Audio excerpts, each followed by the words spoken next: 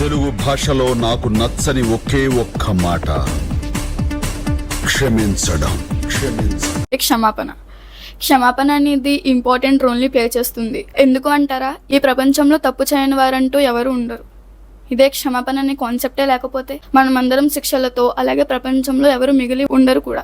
మనం చేసే ప్రతిదానికి శిక్ష పడిపోతూ ఉంటే, ఫర్ ఎగ్జాంపుల్ టీచర్ మనకి ఒక హోంవర్క్ ఇచ్చారు, ఇంటి దగ్గర కంప్లీట్ చేయమని. ఆ హోంవర్క్ చేయకుండా క్లాస్కి వెళ్ళిపోతే టీచర్ హోంవర్క్స్ తీసుకురండి, కరెక్షన్ చేస్తాను, చేయలేని వాళ్ళు నుంచోండి అని పనిష్మెంట్ ఇస్తారు. అప్పుడు టీచర్ దగ్గర మనం ఏం సమాధానం చెప్తాం?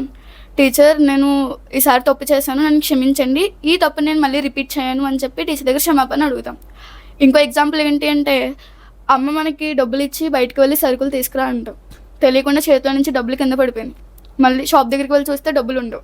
మళ్ళీ ఇంటికి వచ్చి అమ్మ నన్ను క్షమించు, డబ్బులు పడిపోయినాయి, ఈసారి నేను ఈ తప్పుని రిపీట్ చేయను, నన్ను క్షమించు అని మళ్ళీ డబ్బులు తీసుకుని షాప్కి వెళ్తాం. సో క్షమాపణ అనేది ఇంపార్టెంట్ రోల్ని ప్లే చేస్తుంది.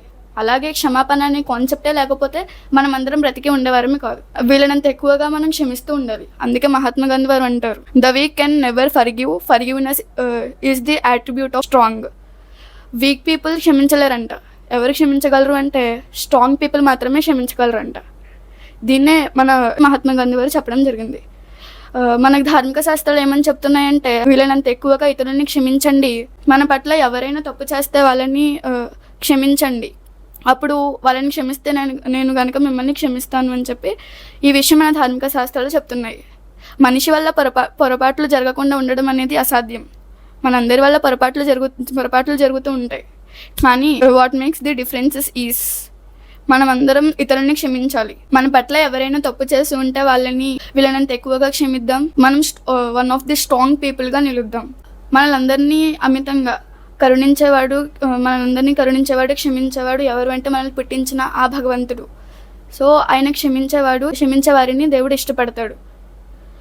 మనం వీళ్ళనంత ఎక్కువ ఇతరులని క్షమిద్దాం. మన క్షమాపణ కొరకు ఆ ఒక్కడైన దైవాన్ని ప్రార్థిద్దాం. Thank you.